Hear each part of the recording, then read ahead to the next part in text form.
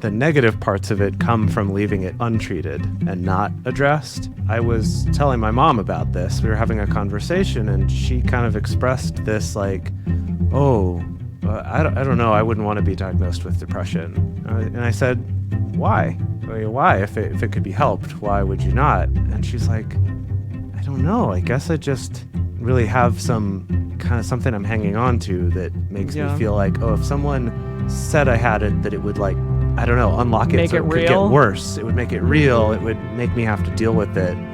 And so I was kind of expressing to her how, for me, it's kind of been the opposite. It's like I finally feel more in control rather than being something that gets like unlocked by diagnosis and now is this problem. And so I do think there can be that sort of fear or stigma about it, depending on how you were raised and what kind of culture you were brought up in and what your peers think about it and how they talk about it could really affect the way you approach it.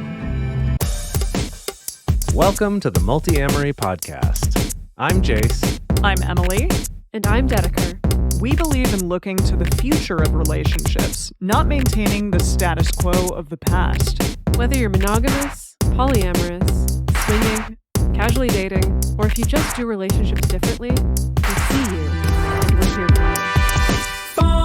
Things I know I did, forcing me to form myself to fit. On this episode of the Multiamory podcast, we're going to have a hopeful episode about depression and relationships. Depression is something that should be talked about often and often is talked about, but sometimes the way we talk about it can add to the feeling of isolation or otherness or stigma, or that this is something that you would want to avoid for yourself. And while there's certain parts of that that are true, the point of this episode is to look at how depression can show up in relationships and how understanding it can actually be the best thing that's ever happened to you. Or at least it's been the best thing that's ever happened to me. And we'll get into that personal story in just a little bit. If you're enjoying this and you would like to learn more about some of our fundamental communication tools that we reference on this show, you can check out our book, Multiamory: Essential Tools for Modern Relationships, which covers our most used communication tools for all types of relationships. You can find links to buy it at multiamory.com/book or wherever fine books are sold. Also, check out the first few episodes of this podcast, which cover some of our most fundamental episodes that we reference a lot on this show. So why are we talking about this, Dedeker and Emily? Why indeed? Yeah, I think that's your you're story the one, to tell. Yeah, you're the one who wrote it. Person, So, hopeful boy. Yes. yeah. Yes. Well, in keeping with a long tradition of writing episodes about personal things going on in our lives, not all the time, just FYI, if you're out there trying to sleuth our personal lives through our episode topics, People it's not can always sleuth a little bit, but They can There's sleuth a some little, that they yeah. can sleuth. Oh, yeah. It's They're- not a non-zero amount that will be sleuthable. yes, for sure. Yes, exactly. So yeah, what inspired me, and I actually was really hesitant to do this episode, and Emily was really encouraging me to actually do it. And basically what happened was I was somewhat recently, a few months ago, diagnosed with depression. And I think it's one of the best things that's ever happened to me. You know, aside from meeting the two of you and doing this show and, you know, all the other wonderful things in my life. We're up But- there with when you got diagnosed with depression. Yes. Yeah. Aw. Yeah. That's very I know. sweet. Thank you. And I think that can be a little bit counterintuitive for people because it's sort of like, oh no, I'm now been sentenced to being this sad, depressed person, or I'm broken or something like that. So I guess just to give the quick version of my story, that I've went to therapy for the first time in college, and we talked about this all the time on the show. I've been to therapy at various points, seen counselors, acupuncturists, like all sorts of stuff, right? And I think it's all been really valuable and it's been great. But since I was in high school was the first time I remember having the thought, do I have depression? Am I depressed maybe? And through the years, I've basically come up with reasons why that's not it. It's like, oh, well, I read about it and it looks like it should be like this, and it's not quite like that. So I guess I don't have depression. I must just be stressed, or maybe I'm just overworked or not sleeping enough. Can you talk about what that discrepancy was for you, of like what you would read that wouldn't match up with your experience? Yeah, a lot of it was, there's a lot of emphasis put on being really antisocial, or not being able to engage in activities, or not being able to kind of focus or have the energy to do things. And I was always someone who was doing too much. I'm still someone who does too much, right? That even back in high school, it's like I'm doing jazz band before school, and then I'm doing sports after school, and then doing the musical in the evening, and, like doing lots of stuff. And usually the traditional definition of depression is that sort of like, oh, like just can't really get out of bed. I don't really want to do anything. I'm not motivated. And that was usually the thing that I would rule out depression as a possibility. Or if I did talk to a therapist or a counselor or someone about it, it just kind of wouldn't come up because I wouldn't be mentioning, I guess, the typical symptoms that they were looking for in order to go, aha, depression. That's what it is. So I recently switched therapists just because I wanted some new content, some new perspectives. And actually, Dedeker and I had talked a little bit before that, where I'd said, okay, I think for this, I really want to just focus on some of these negative thoughts that I have and this kind of negative self-talk that I can really fall into, where immediately after a presentation or recording a podcast episode, I feel like, oh, I did all the wrong things. People are going to hate me, thinking, oh, my coworkers only like me because it's convenient and they're just really skilled at being social, and so they're nice to me, but they don't actually like me. They all find me really annoying, and just kind of this sort of narrative going on. And so I went in kind of saying like, yeah, it's gotten to a point where I want to talk about this and see what I can do about it. And right from the start, she was like, oh, it sounds like you have depression. I was like, well, no, because I don't have these symptoms, and I don't think that it's that. And she's like, nah, you have depression. That's what it is. It's this thing called high functioning depression, and we'll talk about that more a little bit later in the episode, what that actually means, and some controversy over the term. But it was kind of this like, oh, and then she started to list some symptoms describing it, and she said, I have this too, so this is why I relate to it. And I felt like I could tell right away, which is very early for a therapist to give you a diagnosis like that. Like, that's not normal to go that quickly, but she just kind of sensed I was ready for it, I guess. And she started listing off symptoms of it, and I just immediately started crying because I was like, oh my gosh, like I feel like someone's finally echoing back to me this way that I felt, and telling me basically that you don't have to feel that way all the time, and that this isn't just normal, or you've got to suck it up or deal with it. That for me, that's why I say it's one of the best things that's happened, because the irony being, since getting that diagnosis and then actually doing more focused treatment for that, including medication, kind of figuring out what's working for me with that, I feel better than I have in years in so many areas of my life. And so it's like, that's why I'm like, the irony is, since getting the diagnosis for depression, I feel less like I identify with a person who is depressed. Do you know what I mean? Like, it's kind of been this weird backwards thing that I never would have guessed. Well, reporting as the person who lives with you, yeah, I will say that I think that getting that diagnosis like really put you on the fast track of, oh, like now I know what this is. And so I have more of a clear sense of direction of where I'm going in treating it, in handling it, right? Where I feel like, again, before you spent so much time waffling of like these really negative thoughts in my head. Is this normal? Is this not? Does everybody go through this? Do I just need to buck up and deal with it? And so I think that getting that clarity, my impression of you has been that it's been, like a night and day difference, honestly. Yeah. Can I ask, any medication or any realization of the fact that this is a thing that you're going through, has that also caused other emotions to not be as intense and volatile as well?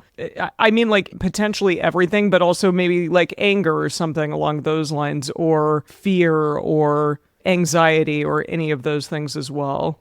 Yeah, that has been interesting because I think I've told this story on the show before. But when I was in college, I was prescribed Paxil was the one Yeah. for anxiety specifically, and I don't remember the specifics of what the dosage was that I was given or anything like that. But I remember I had a really bad experience with it, where it's like yes, anxiety went away, but I was just like dead inside. Yeah, I remember you talking about that. I've learned that the term for this is emotional blunting. Yeah, absolutely had that. And then when I went off of it, had really bad side effects from quitting it.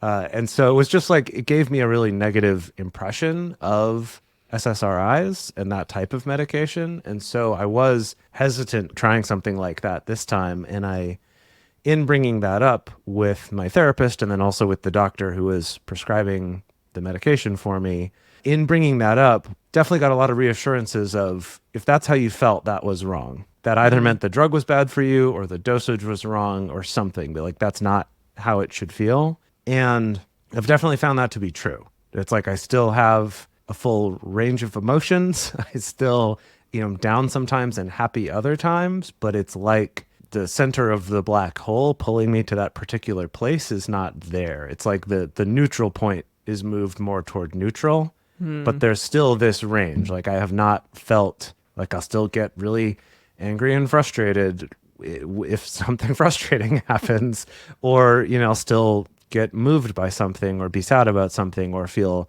happy or feel tired or discouraged. Like there's still that whole range there, but it's just, I guess like the center of it has shifted, or it just feels more, I don't know, like I have a little more control in it. It's really hard to define. It's been a very interesting experience.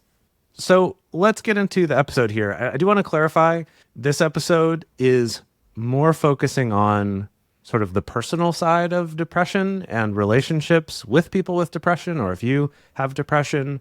And depression, for me has been this long-term thing in my life. It can also be something that comes into your life for a little while and can go away. So this is something that many people will encounter at some point in their life in some kind of relationship, even if it's not for themselves.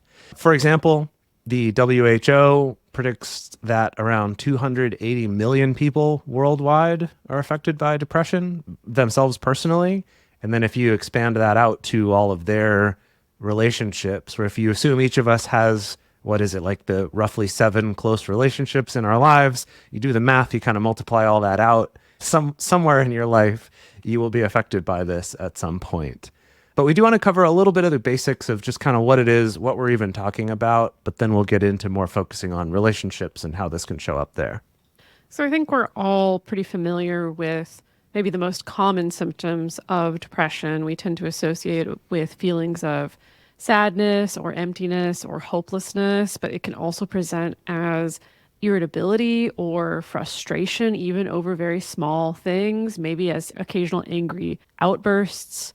There's the loss of interest in activities that maybe were once enjoyable or pleasurable, having sleep disturbances, like either sleeping too much or staying in bed too much, or having insomnia, or sometimes both, being in the cycle of having insomnia and then kind of oversleeping to compensate and then not being able to sleep at night, which also feeds into a sense of tiredness or a lack of energy. And for some people, there's reduced appetite, which brings with it weight loss, or the opposite, increased cravings for food and weight gain. There can be these feelings of worthlessness or guilt, a fixation on past failures or self-blame, trouble thinking, trouble concentrating, difficulty making decisions, frequent or recurrent thoughts of death or suicidal ideation, and also unexplained physical problems such as back pain or headaches. So that was, a long list of symptoms. Of course, don't be getting your medical advice from us because we are not doctors, but these are just the many, many ways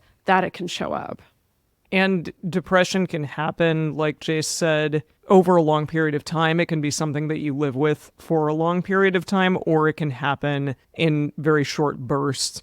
And it doesn't always have to have a specific cause, but it can happen because of things like financial problems or extremely high levels of stress, the death of a loved one, or just loneliness that happens maybe at a period of time in your life.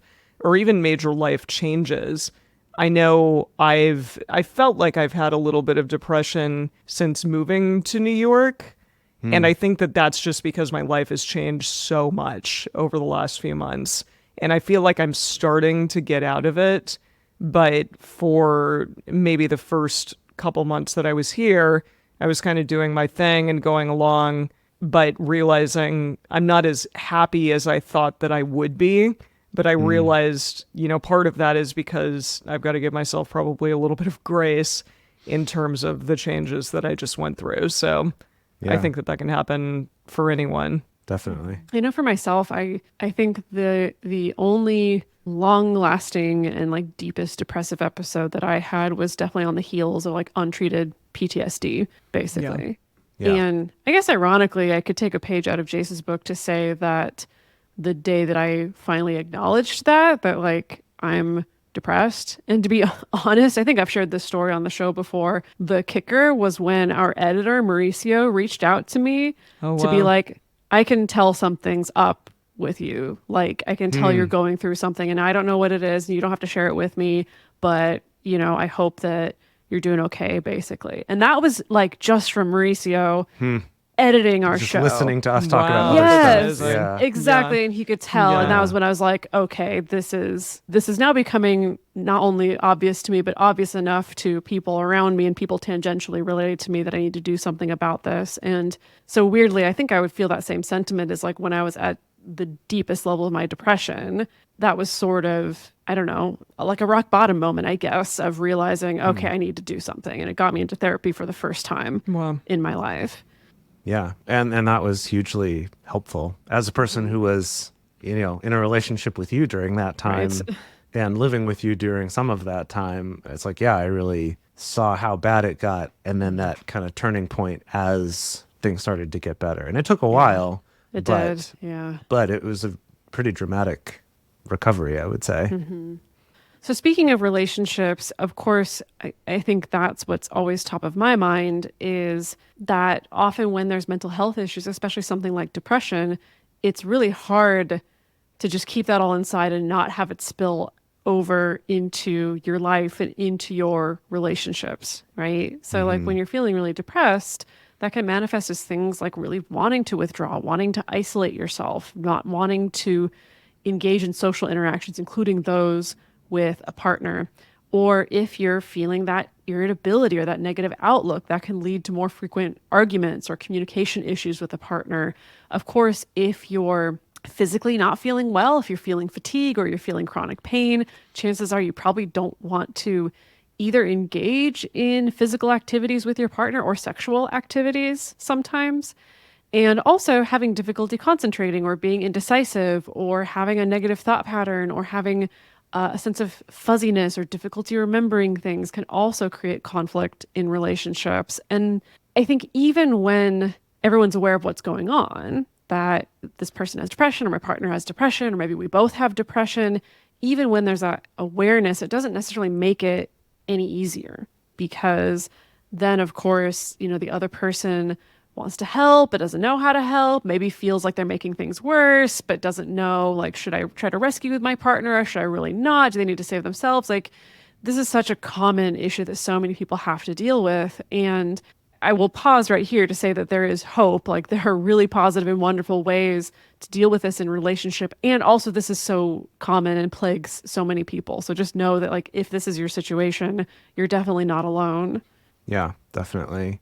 And I want to loop back to this concept of high functioning depression that I mentioned before, that, and my therapist said, I think this is what's going on because you've clearly done a lot and accomplished a lot. And in those cases, people will often not diagnose depression for exactly the same reasons that I had described before. But that high functioning depression is not in the DSM. That's not an official diagnosis. So there's also not a lot of research on it because it's not an official thing. But in looking into this, basically, it's a concept that was popularized on social media. A lot of therapists were part of that. They would see this trend and go, okay, there's this other thing. We need another word for that. And I think that high functioning depression grew out of this desire to help more people recognize, hey, this might be going on. and there could be help for you, right? Kind of getting more people to realize depression can look a lot of different ways. However, there's a few problems with it. I mean, one, it's like how we don't say high functioning autism anymore, that in it is this inherent kind of judgment against people with normal depression, in that like, oh, well, they're not high functioning. There's a little bit of a judgment built in.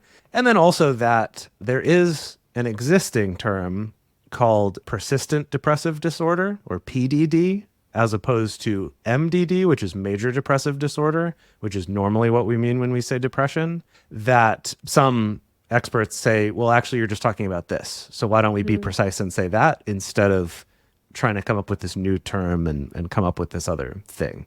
So PDD, basically, to give you the short difference, as I understand it, again, not as a doctor, is that it's characterized by feeling depressed with generally lower symptoms than a major depressive disorder, but for at least 2 years, pretty continuously. So it's like this much, much longer term thing. And there could be brief periods of not feeling depressed, of feeling better for like up to 2 months at a time, but that overall it's this longer term 2+ years of feeling this way. For teens, apparently, and children, 1 year is the threshold for it to say, oh, it might be this. Versus a major depressive disorder where, like I said, you'd come in and out of it, but the outs of it could last longer than 2 months. That's sort of one of the key differentiators. Also, of the big list of depressive symptoms for the persistent one, as far as I understand it, the diagnosis is you just have 2 of these, but you have at least 2 of the symptoms, but you've had them for a very long time. Versus major depressive disorder usually requires you to have 5 of the major symptoms of it. And it tends to be much more acute, right? But can kind of come and go. And of course, as all great things, you can have both. Also, you could have persistent depressive disorder and then have a major depressive episode, for a while as well. And as we mentioned, could be related to trauma or not. Could be related to some experience or stress, or it could just be part of you, right? That it doesn't always have to be tied to something. However, your life events can cause ups and downs within it, right? Because none of it's like static. It's not like, oh, you always feel exactly the same. There's still some amounts of ups and downs and ebbs and flows through your life based on your health and your stress and your work and your sleep and relationships and all the other things that we all know about already. But the reason why I wanted to throw that in here is because I know for me, that's what made it take a long time to realize that there was potentially a diagnosis and that there were things that could help. And so I just wanted to throw that out here because with persistent depressive disorder, I think in addition to the symptoms being a little bit less and that they appear not as depressed outwardly, it's like, oh, they still have a job, they have relationships, they're still going to work, they're still getting out of bed, all these things can kind of mask it. And then the thing I experienced is that because it's been basically as long as I can remember, it's like, well, this must be normal then. Like everyone must feel like this to a certain extent, or maybe this is just some intrinsic trait of me rather than something that could change or that, could be, medicated or helped, or that therapy could actually change more than just kind of learning how to get by, I guess. There are a lot of challenges that come with depression in general. Of course, just all of the feelings and all of the things that we discussed earlier can be really challenging to deal with, especially if depression is left untreated. But it also can negatively affect our relationships in many ways. So untreated depression can affect relationship satisfaction and stability. Also, things like isolation and withdrawal that can happen from our partners. We can choose to not want to be around them in various ways or simply just withdraw emotionally from them. It also may contribute to things like low self-esteem, increased conflict, and physical symptoms as well. And then it can also create a vicious cycle of negative outlook or a need for reassurance from our partners. And that may cause our partners to get super frustrated, and that might further deteriorate the relationship as well. Mm-hmm. Now we want to get into what if not you, but your partner is the one with depression. Like Dedeker, for instance, was in this and is, I guess, still currently in this boat. Well, And I guess what do you do that's with a that? whole, okay, well, that's a whole other conversation and a whole other episode we could probably do. I think Jason and I, we were just talking about the other day that like now that you're medicated, do you identify as somebody with depression or as, Interesting. Yeah. as having depression? We really have to split hairs here, I suppose. And that's the weird thing where it's like the irony of, I You feel guess, better, having that but you have identity, it. but don't feel as much like I had it as I did when I didn't think that I had it, right? It's Yeah. that weird catch-22. And just to kind of bring this back around to what Emily was getting at here with the negative parts of it come from leaving it untreated and not addressed, is that I was telling my mom about this. We were having a conversation and she kind of expressed this like, oh, I don't know. I wouldn't want to be diagnosed with depression. And I said, why? I mean, why? If it could be helped, why would you not? And she's like, I don't know. I guess I just really have some kind of something I'm hanging on to that makes me feel like, oh, if someone said I had it, that it would like, I don't know, unlock it Make so it it could get real? worse. It would make it real. It would make me have to deal with it. And so I was kind of expressing to her how for me it's kind of been the opposite. It's like I finally feel more in control rather than being something that gets like unlocked by a diagnosis and now is this problem. And so I do think there can be that sort of fear or stigma about it, depending on how you were raised and what kind of culture you were brought up in and what your peers think about it and how they talk about it could really affect the way you approach it. Yeah, I mean, I think I've inherited some of that too. Also, being the child of boomers who often Yeah. tend to have Yeah. their Right. own received values around mental health and things like depression. Because yeah, I think I will always be the last person to label myself as like feeling depressed. And I think, like for instance, was it last year?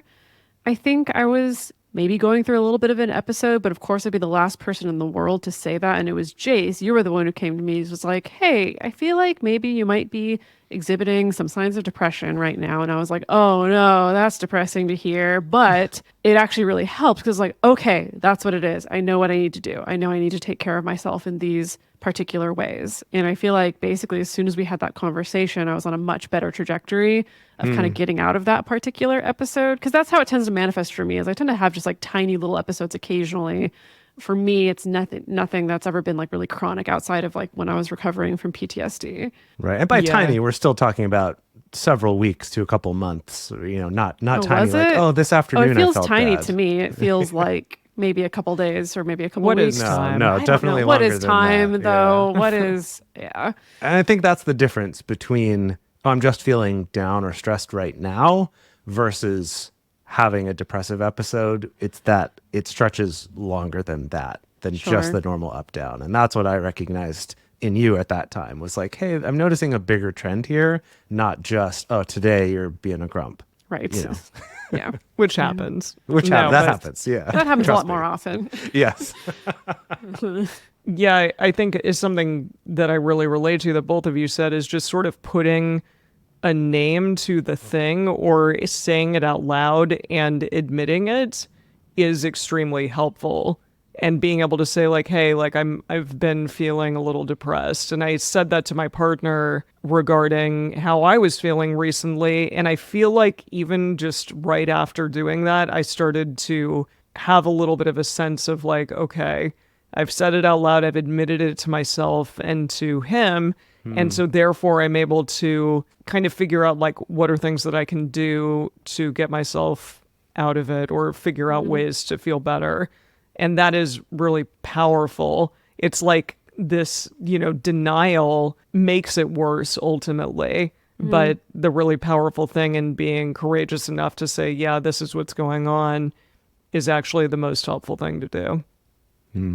But I know in my experience, also on the other side, right, of like being with a partner who is depressed, most of my lived experience has been with partners who are definitely depressed, but in denial about it or aren't taking care of their mental health or not seeking any kind of support in particular. And I think that's been the hardest situations that I've been in because also you never want to have that conversation where you slap the depression label on somebody because they're not going to appreciate that. And you can't have the conversation necessarily where you're like trying to force someone into therapy, because that's probably just going to create a backlash, or at least them being really, really resistant, right? It's really difficult. And I know for myself, my brain will go to these places that I think is really common for people's brains to go.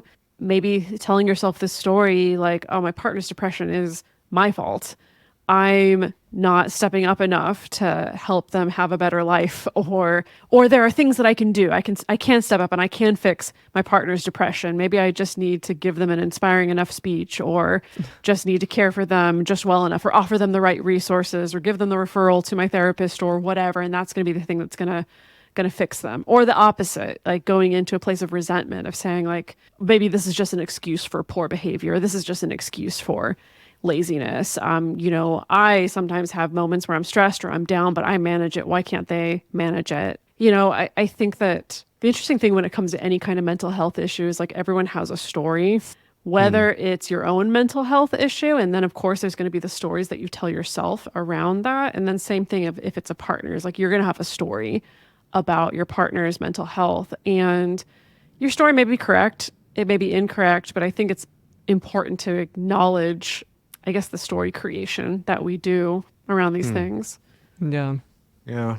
And so if you're the one who's trying to be a supportive partner, I think there's also this challenge in how do you take care of yourself at the same time? And I think this can show up whether it's depression or PTSD or, anxiety or any number of other things that your partner is going through, is that how do I be helpful and do what I can to help care for them and help them in their personal growth, but setting up some healthy boundaries to hopefully avoid conflict, have some mutual respect for each other, but not take on the job of, well, now I personally need to fix you, because that doesn't serve either of you, right? It's not going to help them feel any better.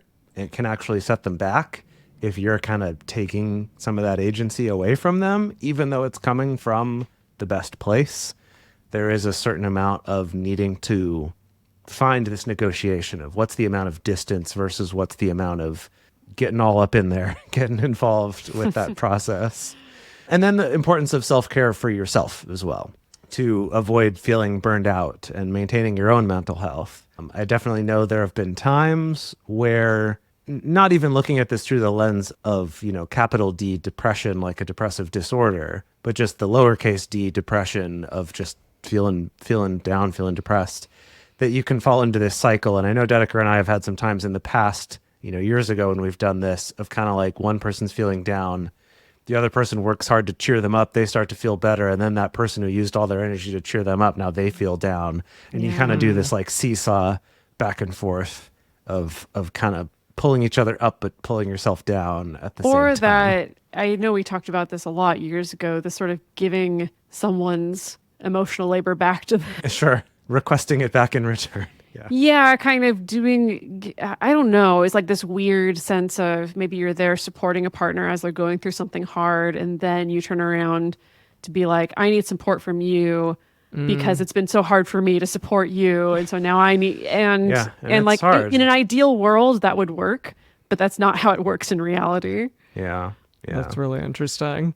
I found it fascinating what you were describing with that conversation you had with your mom, Jace, just because there is so much social stigma surrounding depression. And so it really can hinder like open communication or realizing within yourself, hey, that's something that maybe I need to figure out. And that is something that is actually going on. And just questioning, or asking for help in relationships. It really can make individuals reluctant to disclose their struggles or seek professional help. I know for myself, I've absolutely been a person who over the years has been like, you know what, I got it, I can figure it out, as opposed to going to a therapist. I have been to therapy, but I still struggle with that. I haven't been to therapy recently throughout this whole ordeal that I've been through recently too, and I should, and I definitely, maybe I'll do that after we complete this episode. I'll go right, back right on. away. Just jump Figure right that in. out. Yeah. I love that. Be proactive. Exactly. Yeah. Partners might also feel ashamed or unsure of how to support their loved ones because they don't really understand what's going on, or society tells you like just figure it out and cheer them up somehow, but it may not be really what your partner needs in that moment. And also, they may just think that whatever that person's going through is normal, that it's just kind of the ebb and flow of how we feel on any given day, or just that that's kind of how that person is normally. And they just kind of need to deal with whatever is going on like everybody else. And it sounds like, Jace, that's something that you internally thought about yourself. Yeah, something I wanted to share on that point was that I remember that Dedeker and I would fall into this kind of weird pattern as I started to open up and kind of vocalize more about some of this internal talk and how I was feeling about myself that, had been there for a long time, but I guess I, at some point, started opening up more about it or talking to her about it. And I would have this weird thing where, to my mind, I'm like, oh, I'm just sharing like a Triforce #1 style, just to let you know a little bit about my inner world and just kind of these normal thoughts about, how everybody hates me. And like, that hates is a little strong word, right? But That is the word that you use. I was going to say, that is the word that you would use. Yeah. That is the word I would use. But you Okay, realize yeah, sure. now that it's kind of a strong word to use. Kind of a strong word. It is. But what I'm getting at is that I was expressing just sort of a very normal, in the way that someone would share, like, oh, I'm feeling tired today, or I'm feeling stressed today, sharing a feeling about that of like, oh, well, I just worry that, all my coworkers hate me and my manager hates me and all this, or that, whatever sorts of negative thoughts like that about, oh, I think I said all the wrong things today on that call or in that episode. I was terrible. Can you edit out all the parts with me in it? Those sorts of things. That to me is just that's a normal, everyone feels that way all the time. Like, what's the big deal? And then your reaction would be this, you'd get very upset. You'd get worried and concerned. And then I would get frustrated feeling like, no, stop it. I'm not asking for your help. This is just fine. I'm just letting you know that that's what's going on in my head, but it's fine. I've dealt with it for a long time. Like, it's no big deal. And it kind of led to this weird conflict over, to you that seemed alarming and to me it felt normal. And so it was this like weird, and ultimately that's through you getting upset about it so much is what led me to go, okay, maybe I'll bring this up more with my therapist and try to focus on this for a bit, which led to this. So ultimately I do think that was helpful, but it, I think, was added some tension in our relationship for a while there first. Yeah. I'm curious about your impression of that from your side. I wouldn't characterize it like that was the tension in our relationship constantly, all day, every day. Yeah. But yeah, I mean, it would be upsetting for sure, especially like someone that I love so much, I think is great, and who also, P.S., by the way, everyone on the freaking planet thinks is great. I don't care. 100%. You can fight me on this, but like everyone meets you and falls in love with you and is just like totally charmed by you and think you're great. And so that dissonance of the way that you would talk to yourself was just like, was sad. And surprising, too. Yeah. Yeah. Yeah, just because there was no reason for it. Gosh. Yeah, I'm going to cry now too. Oh, geez. Okay. I said this was going to be a hopeful, I know, you lighthearted said it'd be episode fun. about depression. It would be fun. Yes, I did promise all of that.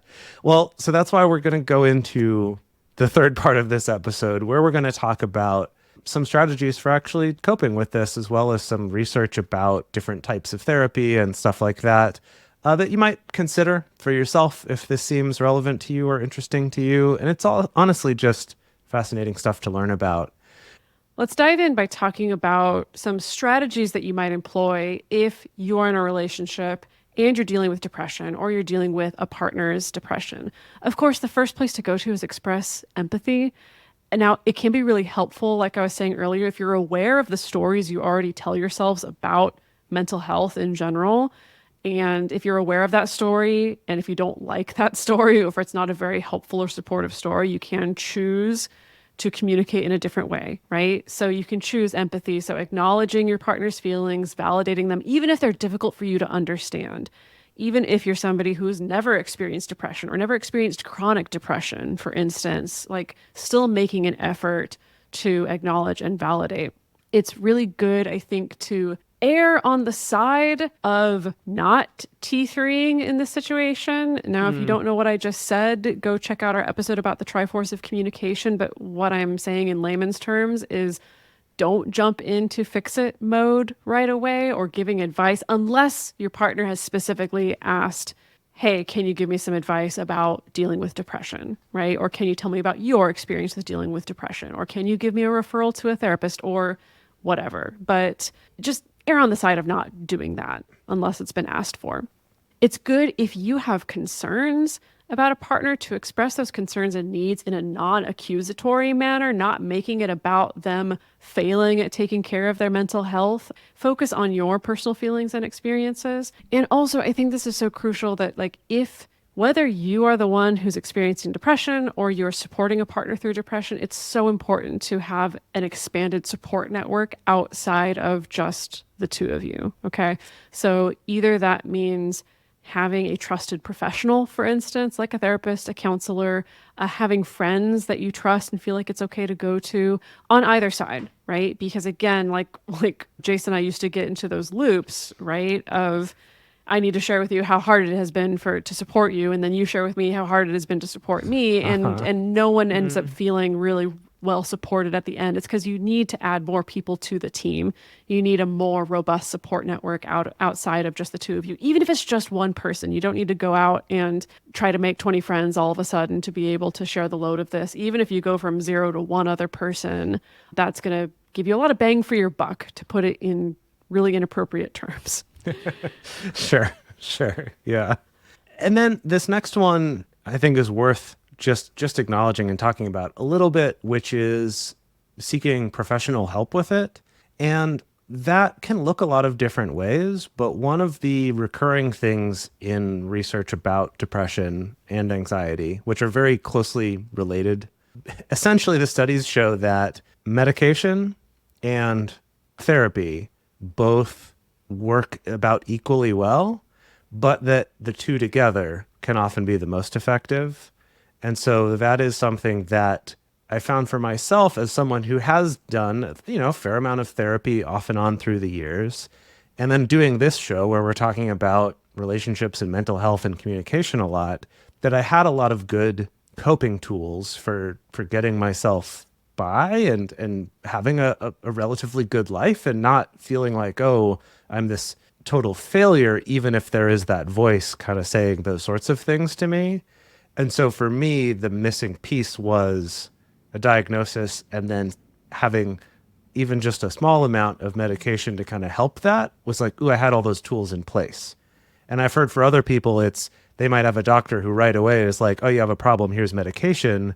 And it only kind of sort of helps because maybe they haven't learned some of the tools and the patterns and stuff that have been shown to be effective in therapy. So I would definitely advocate for doing both. So maybe if you're listening to this and going, yeah, I've done one or the other and it's only helped so much, it might be worth looking into that combination. Because I know, at least for me, I think that some of how quickly I've experienced a difference is because I'd been doing the one half of it for a while, that kind of helped be like, oh, this was this extra nudge, this extra piece that I needed.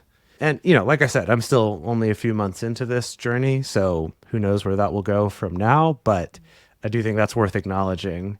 Something, though, when I was researching this episode that had not even occurred to me was the concept of doing couples therapy if one person has depression. Like doing couples therapy as a way for that one person to work on their depression. Yeah. And I actually found this 2018 meta-analysis, sort of review of a bunch of different studies. And this was by Barbato, Davanzo, and Parabiaghi. And they found evidence that both couples therapy and individual therapy can be found to be equally likely to help relationships when one partner is struggling with depression. Oh, really? Well, that's Yeah. helpful. Cool. Yeah, that both are effective, which I did not expect. I thought for sure it was going to be individual therapy is helpful and couples therapy not as much, but they found both to be equally effective, again, looking across a bunch of different studies. One potential advantage they found to couples therapy is there's a little bit of evidence to suggest that dropout rates might be lower if you're doing it as a Interesting. couple instead of just by yourself. They did say that the evidence for that one wasn't very strong, and it was kind of mostly from one not super strong study. So take that with a grain of salt, but that could be helpful. They reiterated that therapy and medication both found to be equally helpful, and that, no surprises, both therapy on its own and medication on its own were found to be better than just leaving it untreated and not dealt with. No surprises there. So if this is something you're considering, a few things to consider on the couples therapy side is that you get that mutual support. It can lead to improved relationship satisfaction and enhanced communication about it because you have that third person there to kind of help give some understanding and some context to what you're talking about. And it can also help to address more quickly some of the negative interaction patterns that you may have fallen into as you're then dealing with the depression itself as well. On the other hand, in individual therapy, you're able to focus more on your own self-discovery of what might be behind this. For some people, it might just be easier to do that on your own than trying to find times in both of our schedules and finding someone who wants to work with both of us. It provides you with a little more of a safe space to just process your own emotions and coping strategies and develop emotional regulation tools, understanding your own triggers, things like that. I will say that a big thing that's been helpful for me talking to a therapist right now is just that I get to, during the week, write down all my questions or my concerns or my worries about like, well, but will this medication make me like this? Or is this normal to feel? Or now I'm feeling this way. What's going on with that? And just to have someone with more experience than just their own to go, oh yeah, that's pretty normal. Or, oh no, it's not going to feel that way, or at least it shouldn't. Like I mentioned with the emotional blunting thing when I had taken medication in college, they're like, no, that's not normal. That's not what you want. And also being able to tell me, if you experience these side effects, these are the ones you should be alarmed about and should talk to your doctor right away, versus these other ones, that's fine, and that'll probably get better over the next few weeks. Just having someone to give some perspective. And I could imagine, to go back to some of the conversations we had, Dedeker, if we were doing that in couples therapy, they could probably add a little more context for, okay, now Jace is saying that he thinks everyone hates him. And that's, kind of giving a little context and sort of a container around that, rather than it kind of being like, I don't know how to help you. This seems really dire. Right. Am I correct that you said that almost immediately, that it was like within the first week of taking medication, you started to feel different and better? Yeah, I'd say within 2 days. It's amazing. Yeah, and again, another thing, because everything I'd read said it can take up to A month or something, or longer? 4 to 6 weeks to Yeah. start really feeling the benefits of it. And again, being able to talk to my therapist and say, hey, I heard it should be this, but my experience was this. What's the deal? Is there something wrong? What could Is it cause magic? that? Right, Yeah. right. And again, having someone with just more perspective than me to say, yeah, I've seen that. She said that for herself in the past, she also tends to respond very quickly to it. She's like, there's just some people where she's like, it just means that whatever you're taking, that definitely seems to be affecting whatever's going on in your brain that's causing this. And it's like, you really needed it. And so that's affecting it right away. And she's also helped give some perspective on things like saying, if I felt weird about taking medication, because I do still have my own, whatever, internalized Stories. ableism or my own stories about that, like we're talking about, I still struggle with that. Of her making the analogy of saying, if you had diabetes, you would take insulin, right? Because that's something that you would need for your body to function and for you to be healthy. This isn't really any different than that. We just don't treat mental stuff the same that we do physical things from an emotional standpoint, right? Even though they're all chemicals, right? It's all chemicals in our body doing things. And, the body's a bit of a mystery and the brain's a bit of a mystery, still the medical science today. But we at least have things that we've seen now with SSRIs, many decades worth of research, and kind of seeing what's been effective for people and what kinds of side effects and how it's helped people. That's a really great point. when you are dealing with a partner that is going through depression, it's really important to also be able to have your own sense of self-care and maintaining individual identities within the relationship. So engage in activities and hobbies that bring both you and bring them joy and fulfillment. It's really important to get enough sleep and to give yourself permission to rest. And then also, maintaining friendships and support systems outside of the relationship, like we said before, that's huge. I think regardless of what your relationship status is, if your partner is depressed or not, that's something that we really, really advocate for on this show. It's important to have a sense of autonomy and be able to see people with different perspectives, to have a good time outside of just the main relationship that you're in or the multiple relationships that you're in, especially if something like this is going on. And also, finally, be patient, compassionate, and understanding towards, yourself and your partner. Acknowledge that progress on this is slow. There are going to be setbacks. That is normal. And small, consistent efforts in improving the relationship, that's super important. And managing depression, because again, it's not just like, okay, we're going to the moon and it's always an upward trajectory and that's it and we're going to be fine now. Things happen, life happens. And so because of that, people may have setbacks and that's totally okay. And lastly, find a way to take care of your partner without taking on the entire burden of their mental health.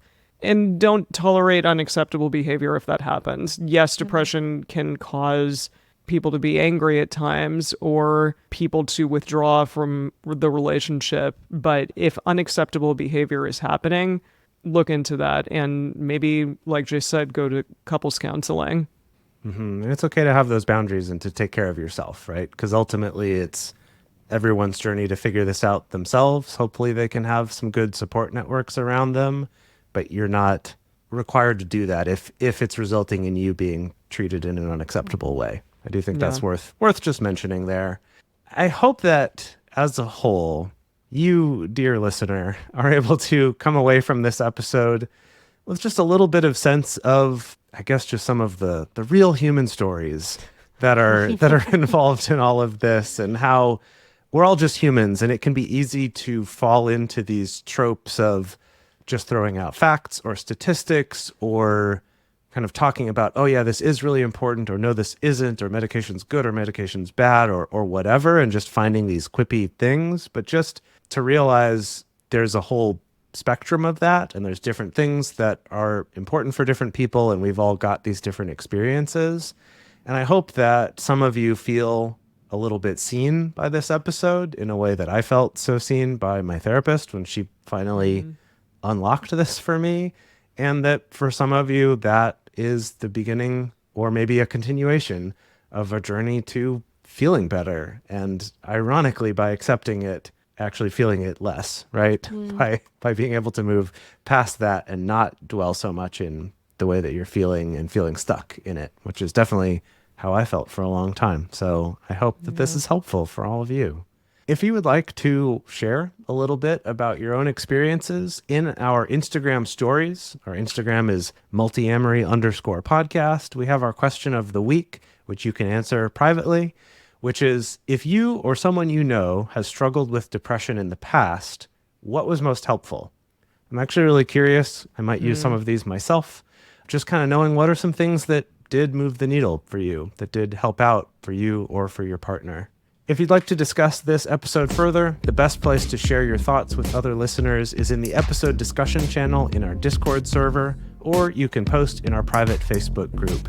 You can get access to these groups and join our exclusive community by going to multiamory.com/join. In addition, you can share publicly on Instagram at multiamory_podcast. Multiamory is created and produced by Emily Matlack, Dedeker Winston, and me, Jace Lindgren. Our production assistants are Rachel Shennework and Carson Collins. Our theme song is Forms I Know I Did by Josh and Anand from the Fractal Cave EP. The full transcript is available on this episode's page on multiamory.com.